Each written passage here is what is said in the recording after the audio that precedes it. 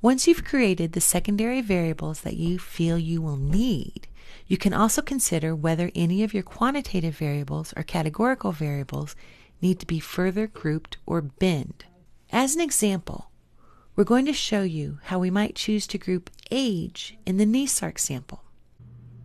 If rather than treating age as a quantitative variable, we want to compare age groups categorically, we could examine the number and percent of observations at each age and make decisions about how we might best make groups. Here's the frequency distribution for age in our young adult past year smoking sample from the NESARC. If we wanted to create a variable with 4 age groups cut at the 25th, 50th, 75th, and 100th percentiles, we would add the following statement, which splits our age variable into quartiles.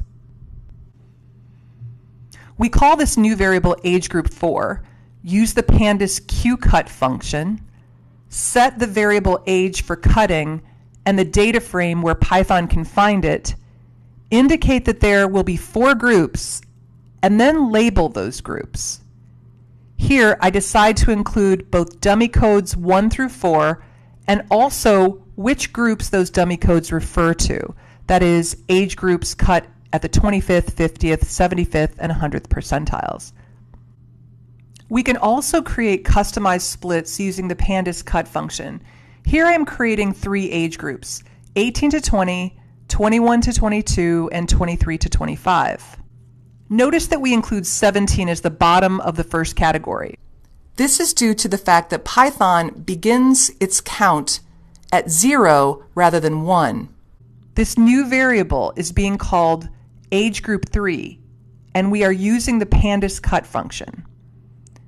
To evaluate whether this code worked as we intended, we are going to use the crosstabs function, which allows us to cross 2 variables with one another to determine which ages were included in which level of the variable age group 3.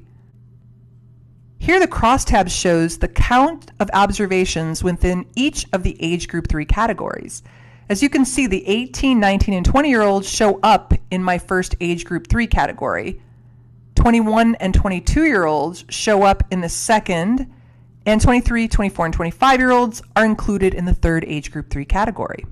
We can also run a frequency distribution for our new variable age group 3, which shows the 3 age groups and the percentage of observations in each group. Here you can see that we divided the age distribution up into 3 roughly similarly sized groups. Now that you've seen a number of different data management decisions that could be made, I hope that you're ready to take on your own, which you will do in the next assignment.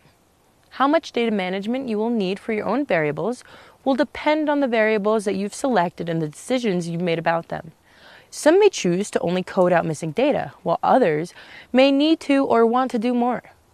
Data management is a part of the research process that you can and will return to again and again as you learn more and are able to make better decisions.